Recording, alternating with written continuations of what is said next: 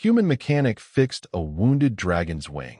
Unaware, he just saved the Emperor. Before we dive into this story, drop a quick hi in the comments and tell me where you're watching from. It really helps support the channel.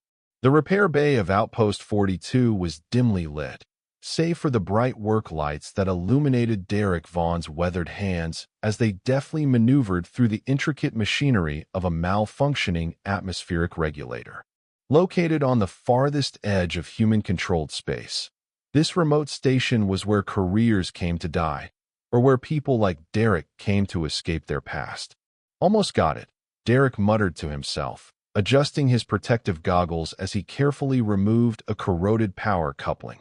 The outpost's equipment was ancient, a hodgepodge of salvaged parts and outdated technology that somehow kept the 50-person crew alive on this desolate moon orbiting a gas giant in the Epsilon Eridani system. At 43, Derek had the calloused hands and tired eyes of someone who had spent most of his life fixing things others had given up on. His dark hair was streaked with gray, and the creases around his eyes deepened whenever he concentrated on a particularly challenging repair job, which was most of the time on Outpost 42. The station's intercom crackled to life, interrupting his work. "Mechanic Vaughn to the command center, Priority 1," announced Commander Keller, her voice carrying an unusual edge of tension. Derek sighed, placing his tools down carefully. Priority 1 meant drop everything. In his 3 years at this outpost, he'd had exactly 2 Priority 1 calls, both times when the station's life support systems were failing. He quickly cleaned his hands on a rag that had once been white, but was now permanently stained with various mechanical fluids, and hurried toward the command center. When he arrived, he found the small room buzzing with more activity than he'd seen in months. Commander Keller, a stern woman with short-cropped gray hair and a perpetual frown, stood at the central console surrounded by the senior staff. "Vaughn, good," she said without preamble. "We've got a situation. Proximity sensors picked up an object entering our atmosphere about 20 minutes ago. It crash-landed 3 kilometers from the outpost." Derek raised an eyebrow. "Debris from the shipping lanes?" "Negative," responded Lieutenant Chun, the outpost's sensor specialist. "It's organic. And it's alive." That got Derek's full attention. Their moon was barren. No indigenous life forms had ever been detected here. Alive? What? Like some kind of animal? Commander Keller's frown deepened. "Preliminary scans suggest it's draconian." A heavy silence fell over the command center. The Draconian Empire was the most powerful non-human civilization in this sector of the galaxy. They resembled Earth's mythical dragons in many ways. Massive, winged, reptilian beings with advanced technology and a complex hierarchical society. Relations between humans and Draconians were cordial but distant. The Empire viewed humans as an upstart species, barely worth acknowledging. "What's a Draconian doing here?" Derek asked. "We're nowhere near their territory." "That's what we need to find out," said Keller. "And why I called you. The creature appears to be injured. Its life signs are fluctuating.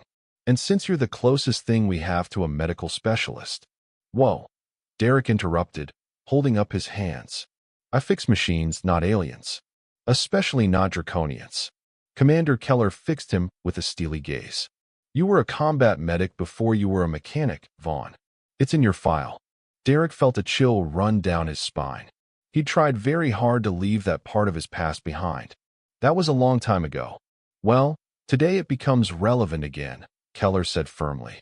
"We've already sent a communication to Draconian space, but it'll be at least 12 hours before they can dispatch anyone. In the meantime, we have a potentially dying Draconian on our doorstep.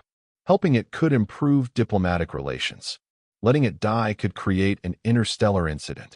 Derek knew when he was beaten. "Fine, but I'll need equipment." 30 minutes later, Derek was suited up in an environmental protection suit, bouncing along in the outpost's only rover as it navigated the moon's rocky terrain. Accompanying him were Security Chief Rivera and xenobiologist Dr. Emily Parker. "Any updates on the Draconian's condition?" Derek asked as the rover jolted over a particularly large rock. Dr. Parker, a petite woman with intelligent eyes and a perpetually curious expression, checked her tablet. Life signs are stable but weak. The crash appears to have damaged one of its wings severely. Do we know why it was out here alone? Derek asked. Draconians usually travel in groups, don't they? Rivera, a muscular man with a permanent scowl, shrugged. Who knows why these aliens do anything? Maybe it got separated from its fleet. As they approached the crash site, Derek saw a long trench carved into the moon's surface, ending at a large, dark mass. The rover's headlights illuminated the scene as they drew closer, and Derek's breath caught in his throat. The Draconian was magnificent, even in its injured state. At least 7 meters long from snout to tail, with scales that shimmered with an iridescent blue-green hue even under the harsh artificial light. One massive wing was folded against its body, but the other was splayed out at an unnatural angle, clearly broken. Incredible, whispered Dr. Parker. I've never seen one this close before. Derek approached cautiously, medical kit in hand. The Draconian's eyes were closed, its breathing labored. As he got closer, the creature's eyes suddenly snapped open, vertical pupils contracting sharply in the bright light. They were a startling amber color, with an intelligence that was unmistakably sentient. The Draconian let out a low, rumbling growl that Derek felt in his chest more than heard. It tried to raise its head, but winced in pain. Easy, Derek said, raising his hands in what he hoped was a universal gesture of peace. We're here to help. To his surprise, the Draconian responded in perfect English, its voice deep and resonant. Human, where am I? You're on Lunar Outpost 42, orbiting Epsilon Eridani 4, Derek replied, trying to keep his voice calm despite his shock. You crashed. You're injured. The Draconian's eyes narrowed. I was attacked. Ambushed. It tried to move again and let out a sound that could only be described as a hiss of pain. Derek took a tentative step forward. Your wing is broken. I'm a mechanic, but I have some medical training. May I examine your injuries? The Draconian regarded him for a long moment, its ancient eyes calculating. Finally, it gave what appeared to be a nod. Proceed.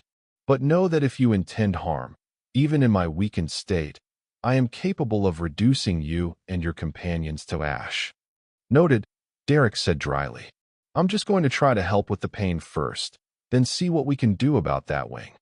As Derek approached, he noticed something unusual about the Draconian scales. Around its neck and running down its spine were patterns that seemed almost like intricate tattoos or markings. He recalled reading somewhere that Draconians used such markings to denote social status. He turned to Dr. Parker. Can you scan these markings? Might give us some idea who we're dealing with. While she worked on that, Derek carefully examined the damaged wing. The Draconian anatomy was fascinating. The wing was a complex structure of bone, muscle, and a thin, leathery membrane reinforced with what looked almost like carbon fiber. But what truly caught his attention were the small metallic nodes embedded at key junctures throughout the wing. These are cybernetic, Derek muttered, his mechanic's curiosity piqued. Some kind of biomechanical interface. The Draconian's eye swiveled to watch him. You are observant, human. The wings of my kind have been enhanced for space travel.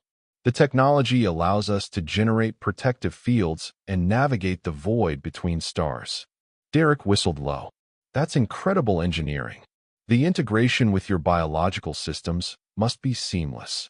For the first time, the Draconian's expression changed slightly. Something almost like surprise flickered across its reptilian features.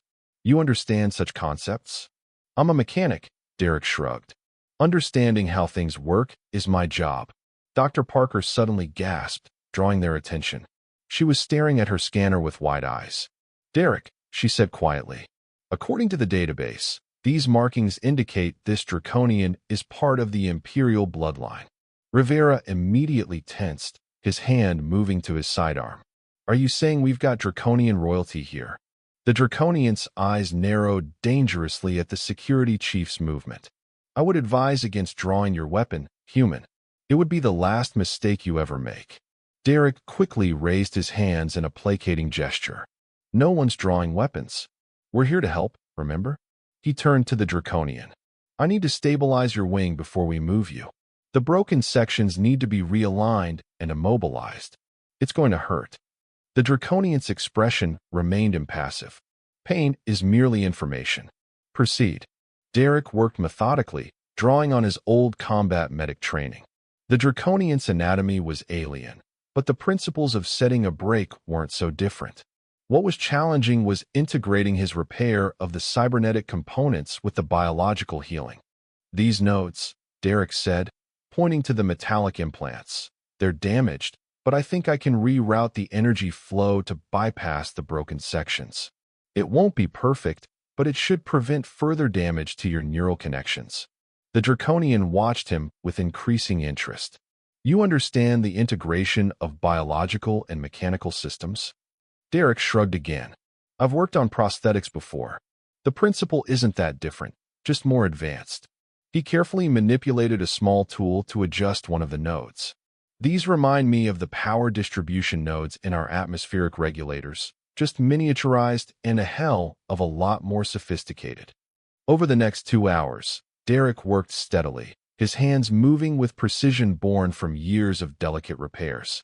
He splinted the broken sections of wing bone using materials from the rover, then carefully rerouted and repaired the damaged cybernetic components. Throughout the process, he explained what he was doing in simple terms, as much to keep himself focused as to inform the Draconian. You speak to me as an equal, the Draconian observed during a pause in Derek's work. Most humans are either fearful or obsequious in the presence of my kind. Derek smiled wryly. No offense, but right now you're just another patient with a broken part that needs fixing, royal or not. To his surprise, the Draconian made a sound that might have been laughter, a rumbling, vibrating sound that Derek felt through his fingertips as they rested on the creature's scales. Refreshing honesty, a rare trait in any species. As Derek finished his repairs, Dr. Parker approached with her scanner. The Draconian fleet has responded to our communication.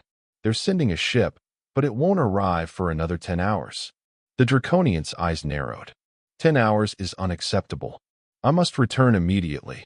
Well, unless you can fly with that wing, which I strongly advise against, you're stuck with us for now, Derek said, packing up his tools. I've done what I can, but you need proper medical attention. The Draconian's tail lashed in what Derek interpreted as frustration. You do not understand the urgency. There are political implications to my absence. Rivera, who had been maintaining a wary distance, snorted. Yeah, I bet. What's a royal Draconian doing out here alone anyway? Slumming it with the lesser species.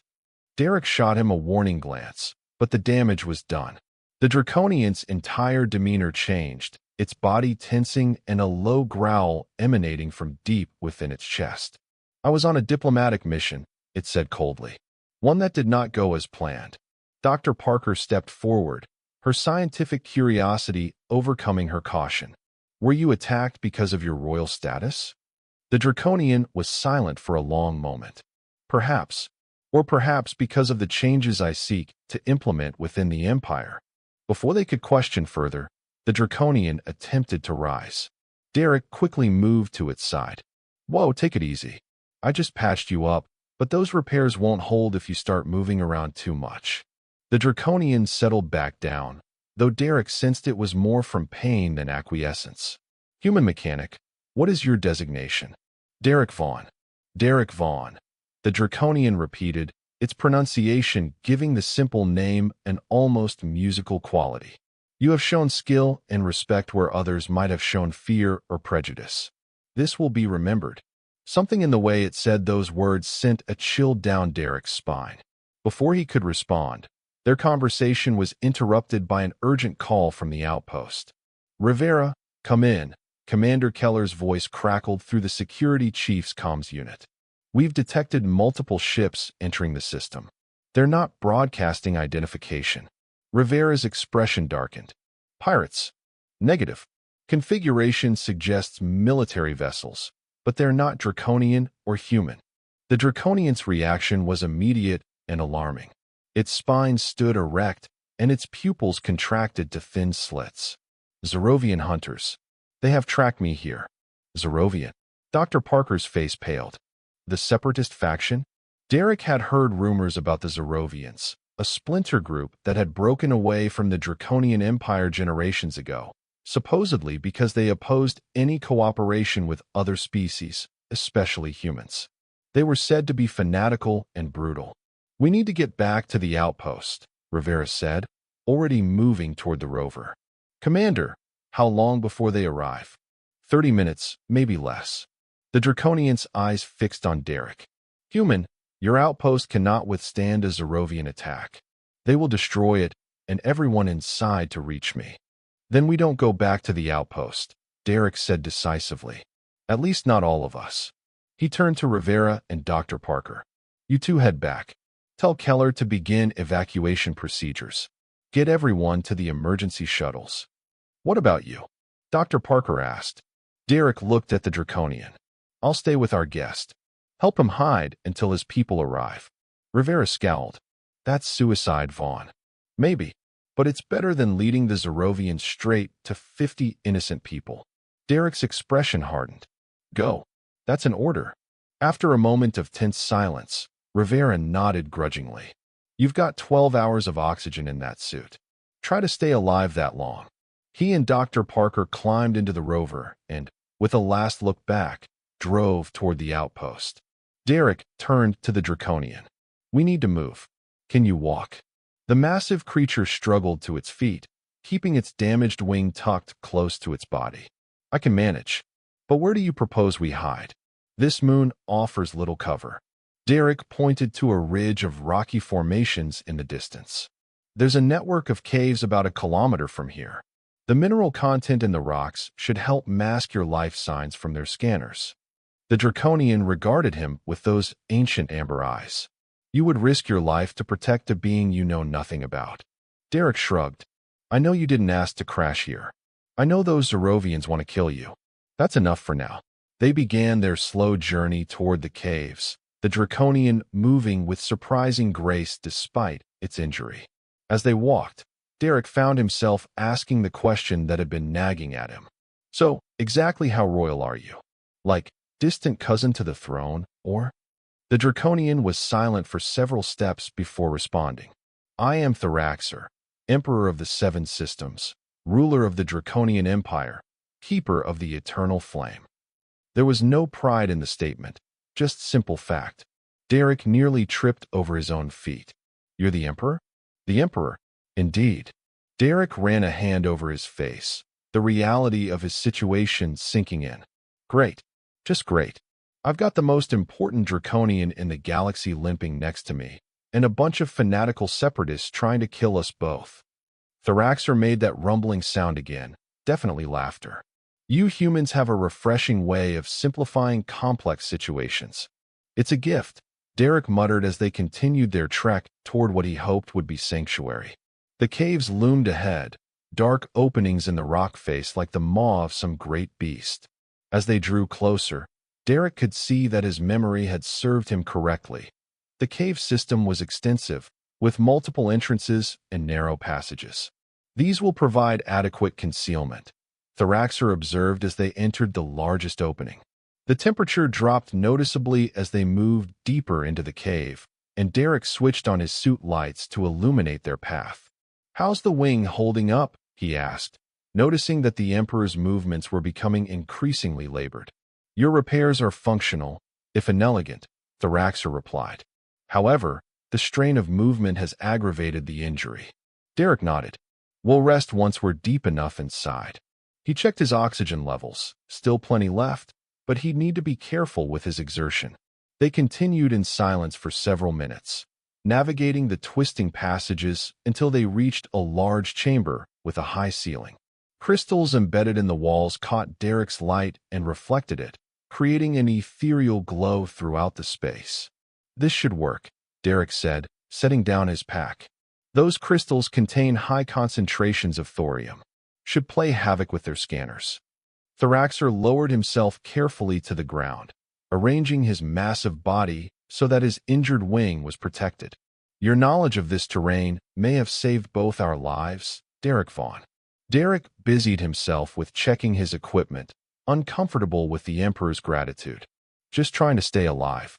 Speaking of which, can you tell me more about these Zerovians? What are we up against? Thraxer's expression darkened. The Zerovians believe in draconian supremacy above all else. They view my policies of cooperation with other species, particularly humans, as a betrayal of our heritage. So they decided to assassinate you? Their intent was likely capture, not death. They wished to use me to legitimize their cause before eliminating me. Derek let out a low whistle. Political assassination and coup d'etat. Seems some things are universal across species. Thraxer's amber eyes studied him. You speak with the cynicism of one who has seen conflict firsthand. Derek tensed. I was a combat medic in the Mars Colonial War. Saw enough to last me several lifetimes. And yet you chose to become a mechanic on a remote outpost rather than return to your homeworld. Some memories are easier to outrun than others, Derek said quietly. Before Thraxer could respond, a distant rumble echoed through the cave system. Derek immediately doused his lights and activated his suit's thermal suppression. That sounded like ships entering the atmosphere. The Zerovians are here. Thraxer's scales rippled, the iridescent pattern shifting in what Derek assumed was the draconian equivalent of tension. They will have brought tracking drones and sentinels. Their technology is formidable. Then we stay quiet and hope your people get here first, Derek whispered, checking his communicator. No signal this deep in the caves. They were on their own. They sat in darkness, the only sound their breathing and the occasional drip of water from the cave ceiling. Derek found himself studying the Emperor in the dim light provided by the reflective crystals. Despite his injury, Thraxer exuded power and ancient wisdom. It was strange to think that this being, who could probably incinerate Derek with a single breath, was now dependent on a human mechanic for survival. You are wondering why the Emperor of the Draconian Empire would risk traveling alone on a diplomatic mission, Thraxer said suddenly, breaking the silence. Derek smiled wryly. Mind reading another draconian talent? Merely observation. Your species has expressive faces. Fair enough, Derek admitted. And yes, I am curious. Thraxer shifted slightly, his scales catching the faint light. I was meeting with representatives from the Terran Alliance. Unofficially, Derek's eyebrows rose in surprise. The Terran Alliance represented Earth and all its colonies. Why unofficially? Because there are elements within my court who share the Zerovians' views, if not their methods. They believe that closer ties with humanity would dilute our culture and weaken our position in the galactic hierarchy. And what do you believe? Thraxer was silent for a moment. I believe that isolation leads to stagnation. The Draconian Empire has existed for over 10,000 years. We have seen civilizations rise and fall. But your species, in just a few centuries, you have spread across your solar system and beyond. Your adaptability, your innovation, these are traits my people once possessed, but have forgotten in our long reign. Derek considered this. So you want an alliance with humans? I want my people to evolve rather than calcify, Thraxer said firmly. The future belongs to those who can adapt. The Zerovians and their sympathizers fear change because they fear losing power. Tale as old as time, Derek murmured. Their conversation was interrupted by a new sound, a high-pitched whine that echoed through the cave system. Derek tensed. Drones. Thraxer's head swiveled toward the cave entrance. They are using thermal and biometric scanners. The crystals will confuse their instruments, but not indefinitely. Derek's mind raced. They couldn't move deeper into the caves without risking getting lost, but staying put wasn't an option either. Then he had an idea. Your cybernetic nodes, they generate some kind of energy field, right? For space travel. Thraxer nodded. They create a protective barrier against radiation and micrometeorites. Could they be modified to create a broader field? Something that could mask both our signatures. The Emperor's eyes narrowed in thought. Theoretically, yes. But my wing is damaged, and I cannot access the primary control node. Derek reached for his toolkit. Show me. Maybe I can jury-rig something. Under Thraxer's instruction, Derek carefully accessed a panel-like section of scales near the base of the Emperor's neck, revealing an intricate network of crystalline filaments and metallic components unlike anything he'd ever seen. This technology, Derek breathed, it's incredible. It is ancient, Thoraxer corrected, developed over millennia of evolution and innovation. The control node you need to access is there. He indicated a glowing blue crystal embedded in what appeared to be living tissue. Derek swallowed hard. I'll need to recalibrate it. Redirect the field generation. But I could damage it permanently if I make a mistake. Then do not make a mistake, Derek Vaughn, Thoraxer said simply. The whine of the drones was getting louder. Derek took a deep breath and began to work, his mechanic's hands moving with practiced precision despite the alien technology. He found himself drawing parallels between the draconian systems and the machines he worked with daily, different in composition but similar in function. This crystal, Derek said as he carefully adjusted connections, it's like a quantum processor and power source combined. The energy signature is like nothing I've ever seen. It is attuned to draconian physiology, Thoraxer explained. Each is unique to the individual. Derek made one final adjustment. I think that should do it. When I activate this, it should create a bubble that masks our biosignatures. But it'll drain your energy reserves quickly. Proceed, Thoraxer commanded. Derek connected the final circuit. Immediately, a shimmering field expanded outward from Thoraxer's body, enveloping them both in what looked like heat distortion. The effect was subtle, not a visible shield, but a warping of the light and energy around them. The drone noises grew louder, then stopped just outside their chamber. Derek held his breath as the mechanical whine hovered at the entrance. After what seemed like an eternity, the sound began to fade as the drones moved on. It worked, Derek whispered, relief flooding through him. Thoraxer inclined his massive head. Your understanding of the technology is impressive for a species so young. Thanks, I think, Derek replied, allowing himself a small smile. How long can you maintain this field? Not indefinitely. My reserves were already depleted from the crash. Derek nodded and checked his suit's chronometer. 7 more hours until your fleet arrives. We need to conserve your energy. He deactivated the field, and they settled into watchful waiting. The drones returned periodically, but never entered their chamber, suggesting that the thorium-rich crystals were indeed confusing their sensors as Derek had hoped. As they waited, Derek found himself engaged in a surprisingly candid conversation with the Emperor of the Draconian Empire.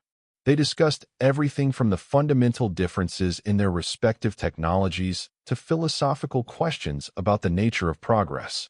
Your species seeks constant advancement, Thoraxer observed, always looking to improve, to change, to grow.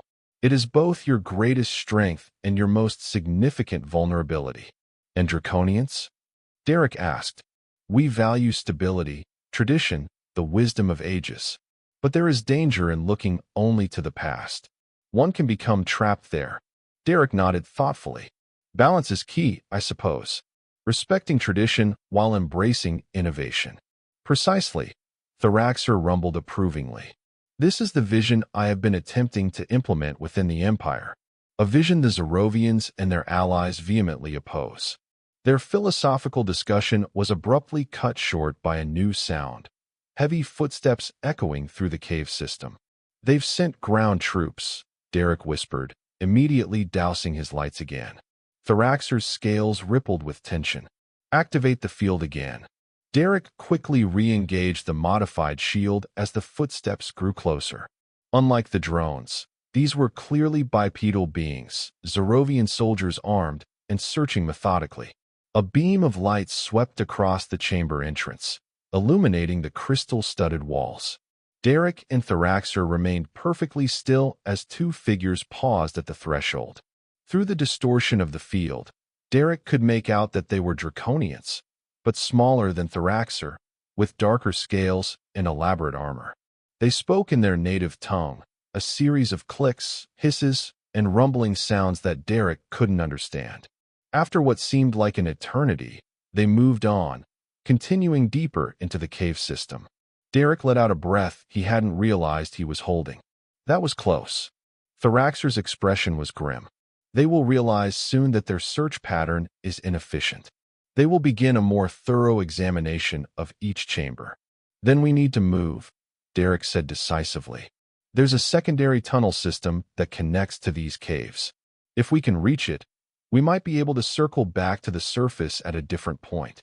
Thoraxer struggled to his feet, his injured wing still tucked close to his body. Lead the way, human mechanic. They moved cautiously through the dark passages, Derek using his suit's enhanced vision to navigate. The going was slow.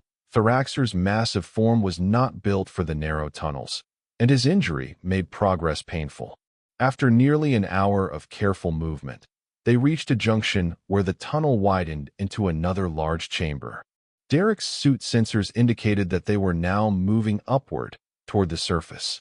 "We're making good progress," he whispered to Thoraxer. "Another kilometer, and we should reach an exit point far from their search area."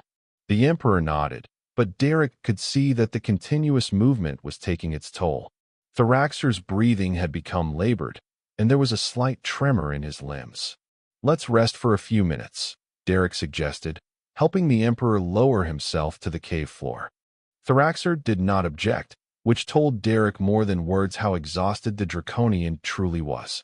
As they sat in the darkness, Derek checked his oxygen levels, still sufficient, but getting lower. "You said you were a combat medic," Thoraxer said suddenly, his voice quieter than before. "Why did you abandon that path?" Derek was silent for a long moment. "There was a battle on Phobos, a Martian separatist stronghold. My unit was sent in to extract civilians caught in the crossfire. We were ambushed. I had 23 patients and only enough medical supplies for half that number." He paused, the memories still painful even after all these years. "I had to choose who lived and who died. I made those choices based on who had the best chance of survival. Textbook tree-off. By the books. And this haunts you." Derek nodded, forgetting for a moment that Thoraxer might not recognize the human gesture. "One of the soldiers I deemed too far gone was conscious. He looked me in the eye when I moved past him to help someone else. He understood what my decision meant. I'll never forget that look." Thoraxer was silent for a moment. "In the ancient wars of my species, before we achieved space flight, our healers faced similar dilemmas. There is a term in our language, krivish, which translates roughly as the burden of the life chooser. It is considered one of the heaviest responsibilities any being can bear." "That's a good term for it," Derek said quietly. "Yet you still chose to help others, to become a mechanic rather than abandon service altogether." Derek had never thought about it that way. "I guess fixing things is simpler than fixing people. Machines don't look at you with betrayal when you can't save them." "Perhaps," Thoraxer rumbled. "Or perhaps you merely exchanged one form of healing for another." Before Derek could respond, his suit sensors alerted him to movement in the tunnel behind them. The Zerovians had changed their search pattern and were heading their way. "Time to move," Derek whispered urgently, helping Thoraxer to his feet. They continued through the tunnel system with renewed urgency, the sounds of pursuit growing louder behind them.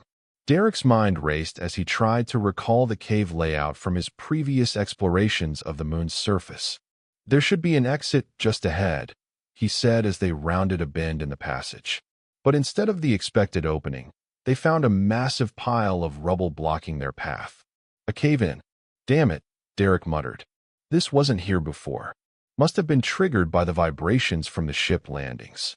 They were trapped, with Zerovian soldiers closing in behind them and no way forward. Derek looked around desperately for an alternative route, but the cave walls were solid. Thoraxer's amber eyes glowed in the darkness. "Activate the field again. It is our only option." Derek quickly re-engaged the modified shield, the shimmering distortion once again enveloping them both. They pressed themselves against the wall of the passage just as beams of light swept around the bend. 3 Zerovian soldiers appeared, moving cautiously, weapons raised.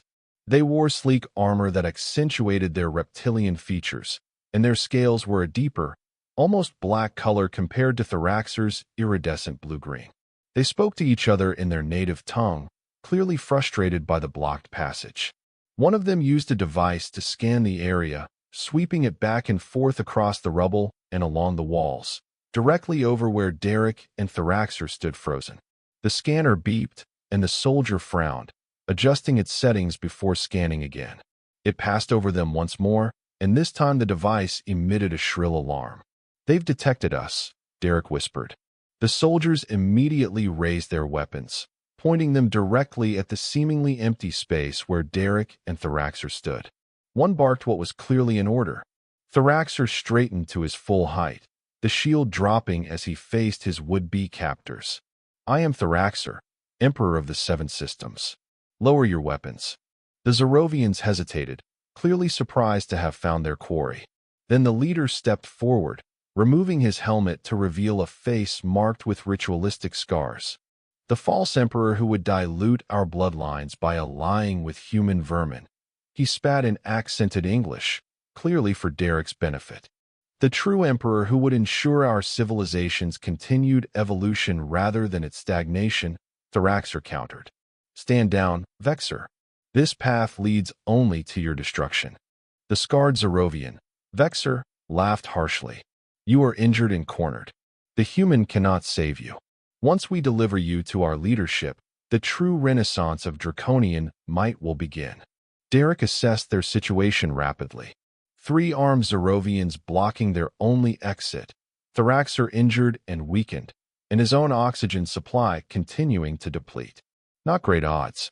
"Your revolution is built on fear and ignorance," Thraxer said, his voice carrying the weight of imperial authority despite his weakened state. "The Empire has thrived for millennia precisely because we adapted and evolved." Vexer snarled, revealing rows of razor-sharp teeth. "Adaptation is one thing. Subjugation to lesser species is another." His cold gaze shifted to Derek. "This human is evidence of your weakness. The great Emperor Thraxer, dependent on a primitive ape for survival." Derek felt a surge of anger, but kept his expression neutral.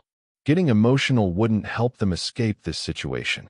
"The Emperor was ambushed," he said calmly, "by cowards who couldn't face him at full strength. Seems like weakness to me." The insult hit its mark.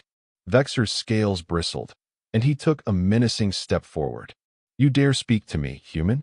Your species is barely out of its evolutionary infancy. You should be groveling before superior beings, not standing alongside them." Derek noticed something as Vexer moved, a slight delay in the Zerovian's left leg, a barely perceptible limp. An old injury perhaps, or a flaw in the armor's joint system. He filed the observation away, looking for any advantage. "Enough talk," Vexer said, raising his weapon. "Restrain them both. The human will make a useful hostage."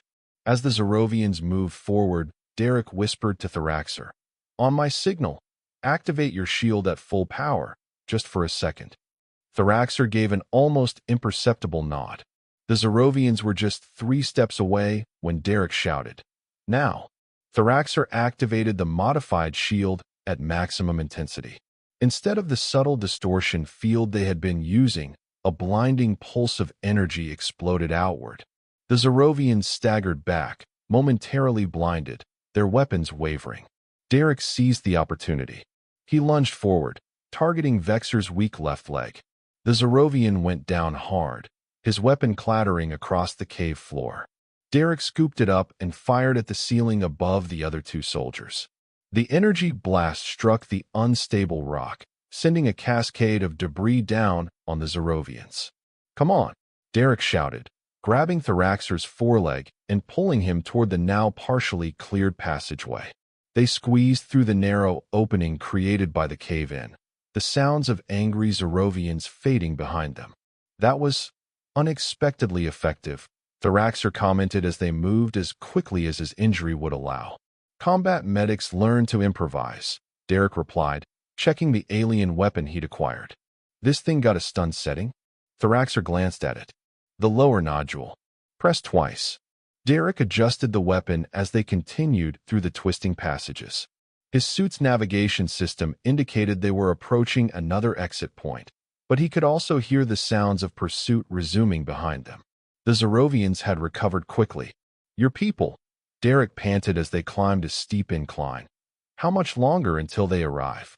Thraxer's breathing was labored, his massive form struggling with the narrow confines of the cave. 4 hours, perhaps less if they detected the Zerovian ships. Not soon enough, Derek muttered. They needed a better plan than just running.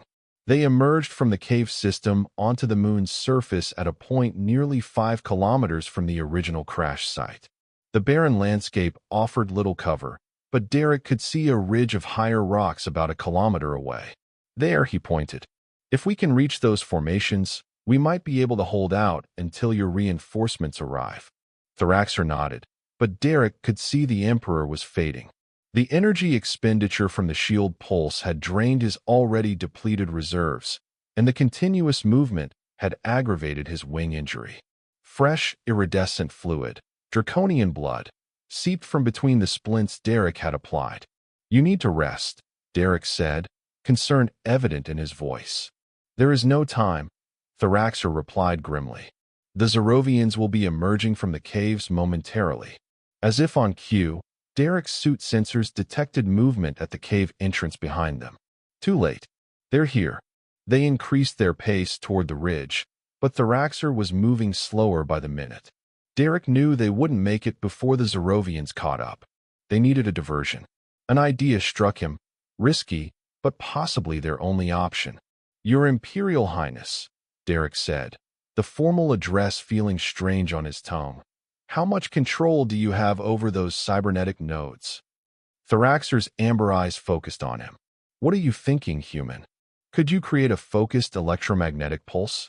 Something that would disrupt their communications and weapons systems without affecting my suit. Thraxer considered this. It is possible, but it would require redirecting all remaining power from my neural interfaces. I would be considerably weakened afterward. Weaker but alive is better than the alternative, Derek said grimly. After a moment's hesitation, Thraxer nodded. I will need to stop and concentrate. They took shelter behind a large boulder, the Zerovian pursuers now visible in the distance, their dark armor stark against the moon's pale surface. Thraxer closed his eyes, his entire body tensing as he accessed his internal systems. The cybernetic nodes along his damaged wing began to glow with increasing intensity, pulsing with an eerie blue light. Prepare yourself, the Emperor warned. The pulse will affect all electronic systems within a half-kilometer radius. Your suit may experience temporary disruptions. Derek nodded, bracing himself against the rock. Do it. The light from Thraxer's nodes flared blindingly bright, and then a wave of invisible energy rippled outward. Derek felt his suit systems flicker momentarily, life support faltering for a heart-stopping second before stabilizing. In the distance, he could see the Zerovians stumbling as their armor systems failed. It worked, he breathed. Come on, we need to move while they're disoriented. Thraxer attempted to rise, but collapsed immediately. The energy expenditure had been even more draining than anticipated. His massive body trembled with exhaustion, and his eyes had lost their bright amber glow, now dull and unfocused. I cannot. The Emperor began, his voice barely audible. Derek made a quick decision. Then I'll have to buy us some time. He checked the Zerovian weapon again, confirming it was set to stun. Stay here. Try to recover what strength you can. Before Thraxer could protest, Derek was moving, circling around to flank the Zerovians. Their armor systems were already beginning to reboot, but their coordination was still compromised. Derek counted 6 soldiers now. The original 3 had been joined by another team. He targeted the one furthest from the group first, firing the stun blast with precision born from his military training. The Zerovian dropped without a sound. Derek quickly moved to a new position as the others turned toward where the shot had come from. 1 down, 5 to go. He repeated the tactic twice more, taking advantage of the moon's low gravity to make impressive leaps between cover positions. Each time, the Zerovians would turn toward his previous location, only to be hit from an unexpected angle. But they were adapting quickly. After the 3rd soldier fell, the remaining 3 formed a defensive triangle, covering all approaches. Among them was Vexer, his scarred face contorted with rage. Show yourself, human, he bellowed. Face your death with whatever dignity your species can muster. Derek remained silent, assessing his options. He had managed to reduce the odds, but a direct confrontation would still be suicide. He needed to draw them away from Thraxer, give the Emperor time to recover. He took aim at the ground near the Zerovians and fired, creating a cloud of lunar dust. Then he sprinted across open ground toward a different section of the ridge, deliberately making himself visible. There, one of the soldiers shouted, and all three turned to pursue. Derek ran, pushing his suit's mobility systems to their limits. He could hear the whine of Zerovian weapons charging behind him, feel the heat of energy blasts passing too close for comfort. One grazed his suit's arm, scorching the outer layer but not penetrating to the environmental systems beneath. He reached the ridge and scrambled up the rocky incline, finding a narrow crevice to squeeze into. The Zerovians followed, spreading out to surround his position. Nowhere left to run. Human, Vexer called out, his voice carrying easily in the moon's thin atmosphere. Surrender now, and I may consider allowing you a quick death. Derek checked his oxygen levels, down to less than 4 hours. If he could keep the Zerovians occupied for long enough, Thraxer's fleet would arrive. But 4 hours was a long time to play cat and mouse. He was pondering his next move when his suit's comm system unexpectedly crackled to life. Derek. It was Emily Parker's voice, the xenobiologist from the outpost. Derek, are you there? He activated his comm, keeping his voice low. Emily, how are you reaching me? I thought I was out of range. Commander Keller boosted the signal. Listen, we've got a situation. The evacuation's been delayed, mechanical issues with the shuttles. Derek closed his eyes briefly. Just what they needed, more complications. How long until you can get everyone off station? That's just it, we're not leaving. The Draconian fleet made contact. They're less than an hour out, and they've ordered us to stand down and shelter in place. An hour? Derek repeated, hope surging through him. That's much sooner than expected. Apparently, they were already en route when the Emperor went missing. Derek, they're bringing a battle cruiser and fighter escorts. This is about to become a war zone. Derek's mind raced. 1 hour. He just needed to keep the Zerovians distracted for 1 more hour. Emily, I need you to do something for me. Can you access the emergency beacon network? Yes, but activate all the perimeter beacons simultaneously. Make it look like you're trying to signal for help. There was a pause as Emily caught on to his plan, creating a diversion. Got it. Give us 5 minutes. Derek ended the transmission and peered out from his hiding place. The Zerovians were methodically searching the ridge, moving closer to his position with each passing minute. He needed to stay hidden just a little longer. Exactly 5 minutes later, the night sky around the outpost lit up as dozens of emergency beacons activated simultaneously. The bright flares were visible even from several kilometers away, instantly drawing the Zerovians' attention. Reinforcements, Vexer hissed. The humans are signaling for help. He barked orders to his troops, pointing 2 toward the outpost while keeping the 3rd with him. It wasn't perfect, but Derek would take 2 against 1 odds over 3 against 1 any day. As the 2 Zerovians headed toward the outpost, Derek made his move. He emerged from his hiding place and fired at Vexer's companion, catching the soldier in the back with a stun blast. The Zerovian crumpled, leaving only Vexer standing. The scarred Zerovian spun around, his weapon raised. Finally, the human shows courage. Derek kept his own weapon trained on Vexer. It's over. The Draconian fleet will be here within the hour. Your revolution dies today. Vexer's scales rippled with what might have been amusement. You think this is about a single day or a single battle. The movement I represent has been growing for generations. The Emperor's capture or death would accelerate our cause, but it is not essential to it. Then why risk everything on this assassination attempt? Because symbols matter, Vexer snarled. Thraxer's progressive policies threaten the purity of our species. His willingness to treat with humans as equals diminishes our greatness. Derek shook his head. You've got it backward. True greatness comes from growth and adaptation.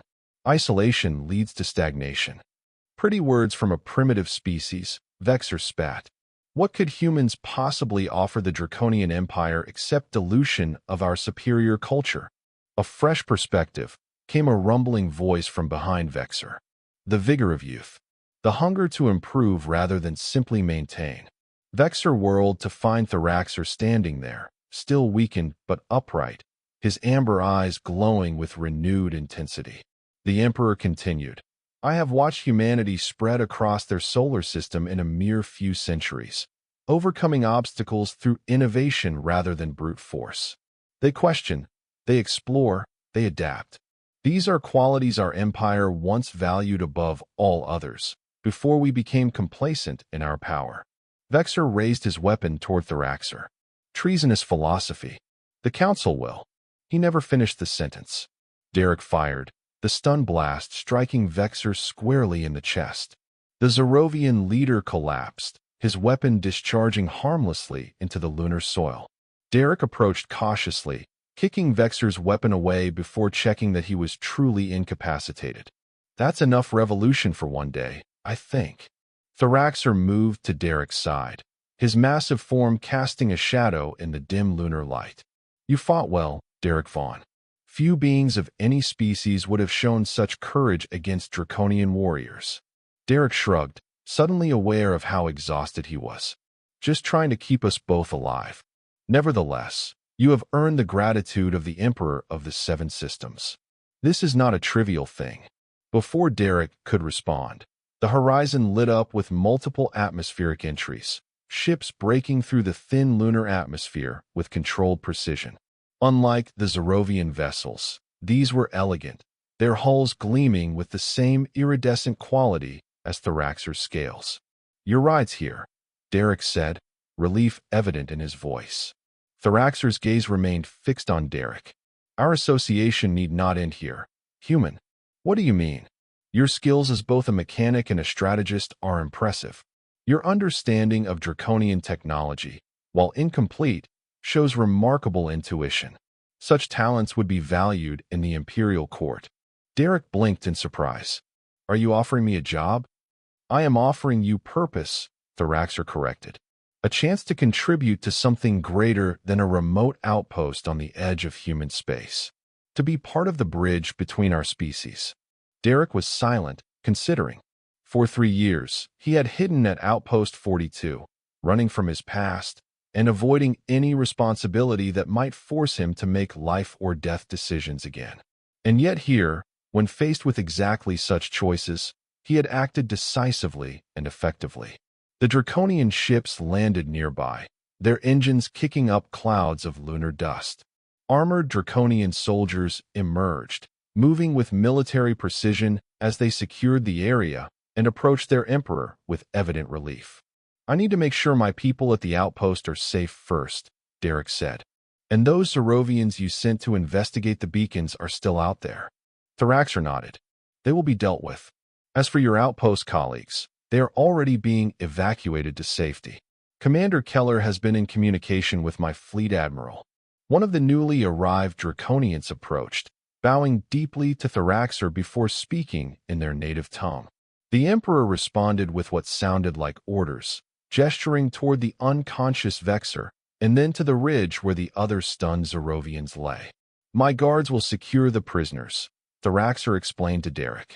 The Zerovians will face imperial justice for their treason. Derek nodded, then suddenly swayed on his feet, exhaustion finally catching up with him.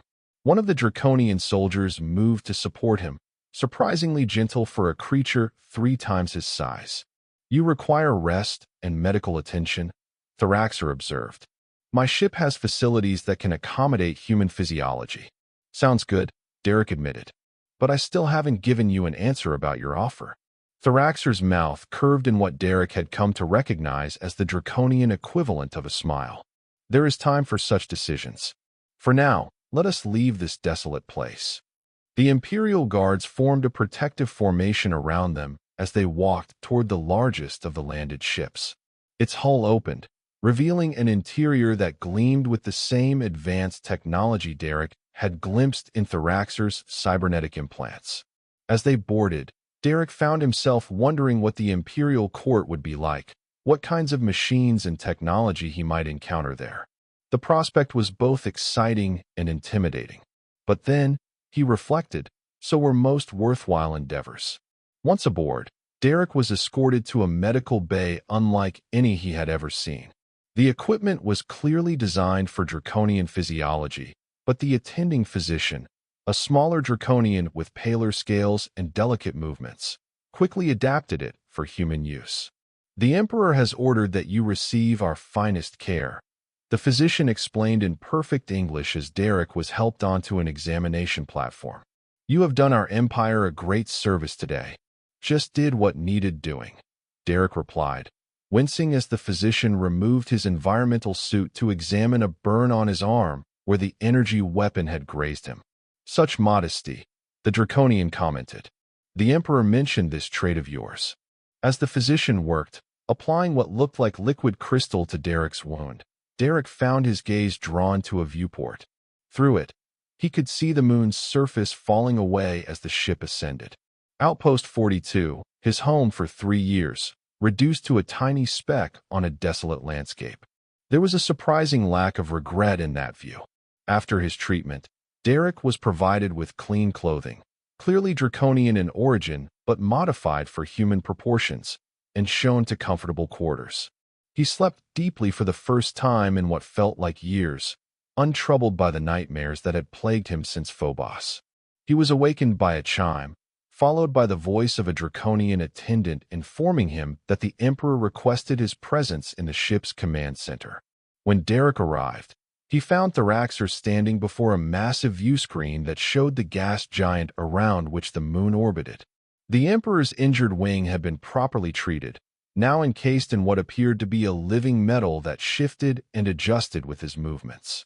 "Derek Vaughn," Thraxer greeted him, turning from the view. "I trust you found the accommodations satisfactory?" "Best sleep I've had in years," Derek admitted. "How's the wing?" "Healing well, thanks in no small part to your initial treatment. Our physicians were impressed by your improvisation with the limited tools available to you." Derek shrugged. "Like I said, I'm good with machines. Your cybernetic interfaces aren't so different from some of the systems I've worked with, just a lot more advanced." Thraxer gestured for Derek to join him at the view screen. "We will be rendezvousing with the main fleet shortly. From there, we return to the Imperial homeworld. I would have your decision before then." Derek took a deep breath. "About your offer. I've been hiding on that outpost for 3 years, running from responsibilities, from choices I didn't want to make again. But today showed me that running doesn't change who you are." "And who are you, Derek Vaughn?" "Someone who fixes things," Derek said simply. "Machines, people, situations. I can't seem to help myself. So yes, I'll accept your offer. I don't know what I can contribute to an empire as ancient and advanced as yours, but I'm willing to try." Thraxer's scales rippled with approval. "Excellent. There is much you can teach us about human innovation and adaptability, and much we can teach you about the synthesis of biological and mechanical systems. I do have one condition," Derek added. The Emperor's head tilted slightly. "Indeed. Commander Keller and the others from Outpost 42, they need to be taken care of. New assignments, not just dumped at some processing center." "Already arranged," Thraxer assured him. "Your commander has been offered a diplomatic position as the first official human liaison to the Draconian court. The others will be given options according to their skills and preferences." Derek nodded, relieved. "Thank you." The view screen shifted to show a formation of Draconian vessels ahead, dozens of ships arranged in a geometric pattern that was both militarily practical and aesthetically pleasing. At the center was a vessel that dwarfed even the considerable size of the Emperor's ship, the Imperial flagship, Derek presumed. "Your future awaits, Derek Vaughn," Thraxer said, gesturing to the fleet. "As does a new chapter in relations between our species." Derek smiled. "From mechanic to diplomat. Not exactly the career path I had in mind when I signed up for that remote outpost." "The universe rarely follows our expected paths," Thraxer observed. "That is what makes it interesting." As they approached the fleet, a communication officer approached and bowed to Thraxer. "Imperial Majesty, we are receiving transmissions from the High Council. They demand immediate confirmation of your safety and status. Thraxer's expression hardened slightly. No doubt with Counselor Drex leading the inquiries. Yes, Majesty. He specifically requests information on the human involvement in your rescue. Derek glanced at Thraxer. I take it this Counselor Drex isn't a fan of humans? Drex represents the conservative faction of the Council, those who share some of the Zerovians' concerns about interspecies cooperation, though not their methods, Thraxer explained. He will be challenging to convince. Politics, Derek sighed. Some things really are universal. Indeed. But now I have something I did not have before, living proof of the benefits of human ingenuity and courage. Thraxer turned to the communication officer. Inform the council that I will address them upon my return, with the human who saved their emperor at my side. The officer bowed and withdrew to relay the message. Derek raised an eyebrow. No pressure or anything. Thraxer made that rumbling sound that Derek now recognized as laughter. You faced Zerovian warriors with nothing but a stolen weapon and your wits. The Imperial Council should pose no challenge in comparison. I don't know about that, Derek said wryly. In my experience, politicians can be more dangerous than soldiers. Then we shall face that danger together, Thraxer declared, as the beginning of a new alliance between our peoples. As their ship docked with the Imperial flagship, Derek reflected on the strange turn his life had taken. 3 days ago, he had been a simple mechanic on a forgotten outpost, hiding from his past and expecting nothing from his future. Now he stood beside the Emperor of the Draconian Empire, about to become the first human to serve in the Imperial court. All because he'd done what came naturally to him, fixing something that was broken. The flagship's docking bay was enormous, large enough to accommodate Thraxer's full wingspan once he was healed. A delegation awaited them, Draconian officials in elaborate ceremonial armor, their scales adorned with markings that Derek now understood indicated their rank and lineage. As the airlock opened, Thraxer paused. There is something you should know, Derek Vaughn, before we proceed. In the history of the Draconian Empire, spanning over 10 millennia, no other species has ever been granted the status I am about to bestow upon you. Derek looked up at the towering emperor. What status is that? Kivrash Tor, Thraxer said solemnly. Life Chooser of the Emperor. It is a sacred title, one that has not been used in 3,000 years. Derek swallowed hard. I just fixed your wing. You saved my life, my throne, and quite possibly prevented a civil war, Thraxer corrected. The title is well earned. It also places you under my direct protection. None may harm you without facing imperial justice. Before Derek could respond, Thraxer strode forward to meet the delegation, his regal bearing fully restored despite his injury. Derek followed, acutely aware of the stares from the assembled Draconians.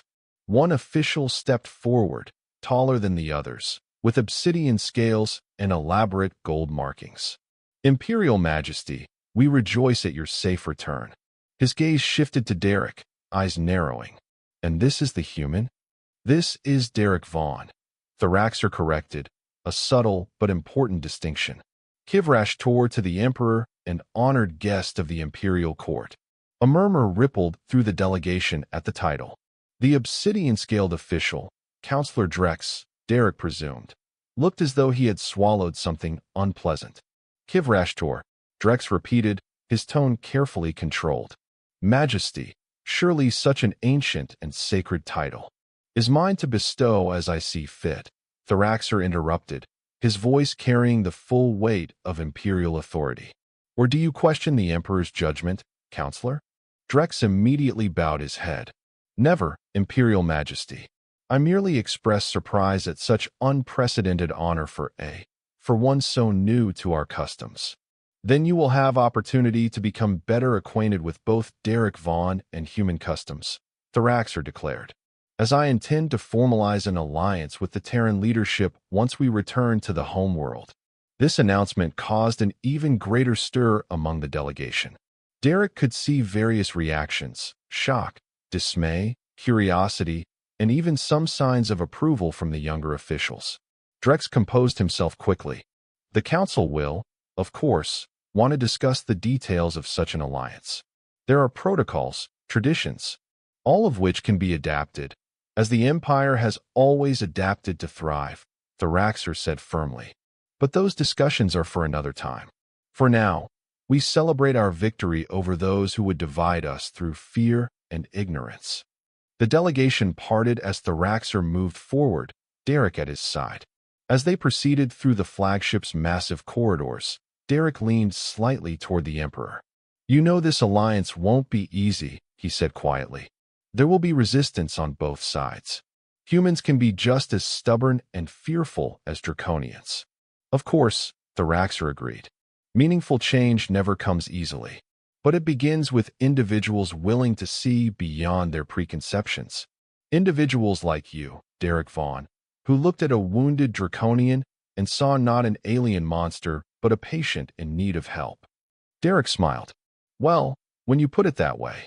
They entered what was clearly a throne room, a vast chamber with a vaulted ceiling that reminded Derek of ancient Earth cathedrals. Draconian officials and nobles lined the path to a raised dais where an ornate structure that could only be the imperial throne stood. As Thraxer took his place on the throne, the assembled Draconians bowed deeply.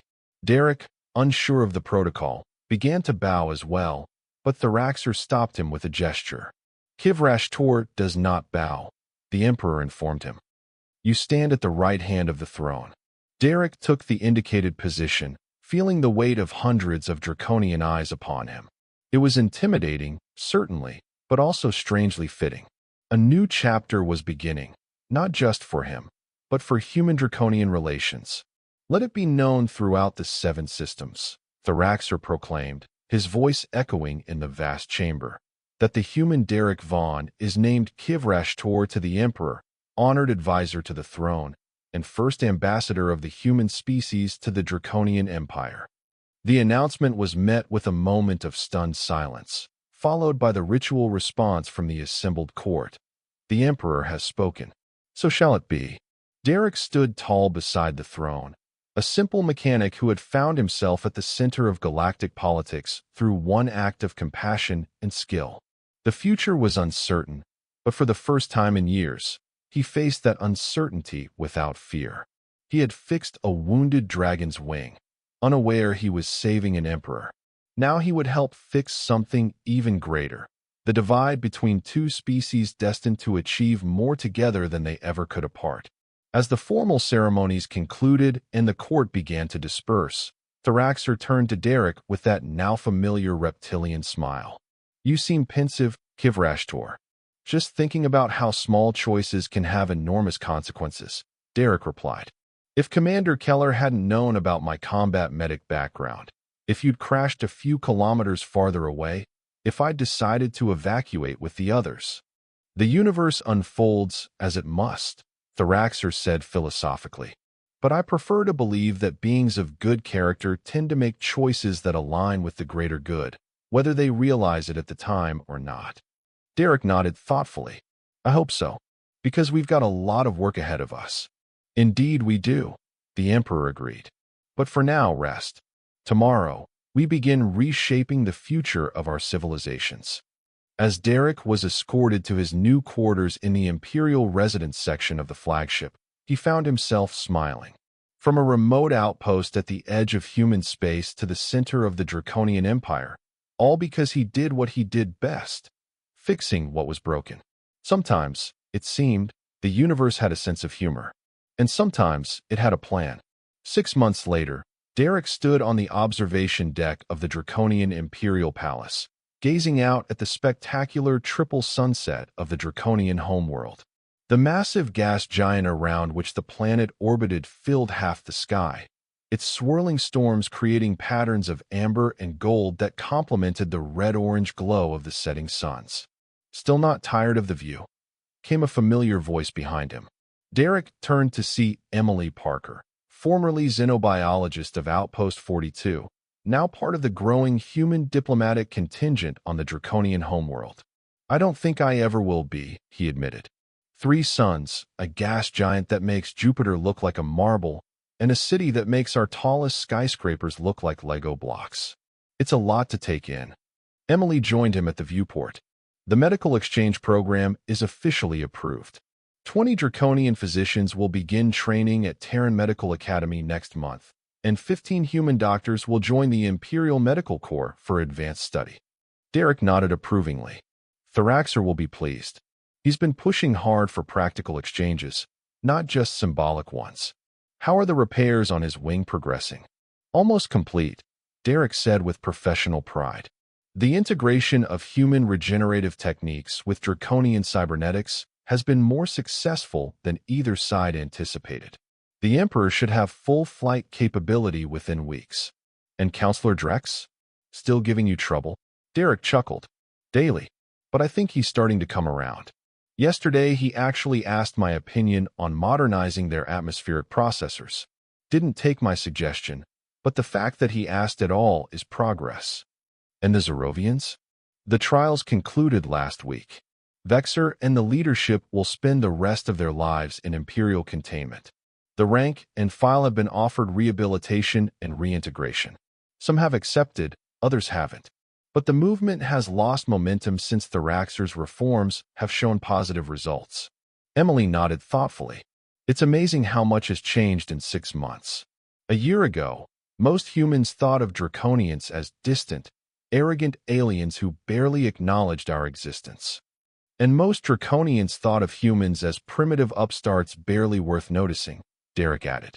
Perceptions change when you work together. Their conversation was interrupted by the arrival of a Draconian attendant who bowed respectfully to Derek. Kivrash Tor, the Emperor requests your presence in the engineering nexus. The test of the new interspecies interface is about to begin. Derek nodded. Tell him I'm on my way. As the attendant departed, he turned back to Emily. Duty calls. The new navigation system we've been developing. Combination of Draconian field technology and human intuitive interfaces. Could revolutionize space travel for both our species. Emily smiled. Go. Change the future. It's what you do best. As Derek made his way through the soaring corridors of the Imperial Palace, passing Draconians and the occasional human diplomat or specialist, he reflected on the strange journey that had brought him here. From a mechanic hiding from his past to the right hand of an emperor, instrumental in forging an alliance between two civilizations. All because he'd done what came naturally to him. Fixing what was broken, whether it was a wing, a relationship, or the gap between two species. In the engineering nexus, he found Thoraxer waiting, the Emperor's wing now almost fully healed, the cybernetic components gleaming with new enhancements that Derek had helped design. Ah, Kivrash Tor, excellent timing, Thoraxer greeted him. The final calibrations are complete. Derek took his place at the control interface, a hybrid of draconian crystalline technology and human ergonomic design. Ready when you are, Your Majesty. As they began the test sequence, human and draconian engineers working side by side, Derek couldn't help but smile. This was where he belonged, not hiding from responsibility, but embracing it, using his skills to build bridges rather than walls, to create rather than merely maintain. The interface came to life under his hands, responding perfectly to his commands, the culmination of months of collaboration between two species that had once viewed each other with suspicion and indifference. Perfect integration, Thoraxer observed, his amber eyes bright with satisfaction. As I have come to expect from our partnership. Derek nodded, feeling a sense of accomplishment that went beyond mere professional pride. That's what happens when you combine the wisdom of an ancient civilization with the innovation of a younger one. The whole becomes greater than the sum of its parts. A principle, Thoraxer said with that now familiar rumbling laugh, that applies to more than just technology. Derek couldn't agree more. The universe had a strange sense of humor indeed, and sometimes its jokes turned out to be the beginning of something extraordinary. And that was the end of the story. If you listened all the way to here, don't forget to leave feedback about what you thought of the story in the comments, whether positive or negative. Your feedback helps us improve. Also leave your like and subscribe to the channel for more stories like this one. And I'll leave here on the screen another video that I'm sure you'll like. Big hug. and see you in the next story.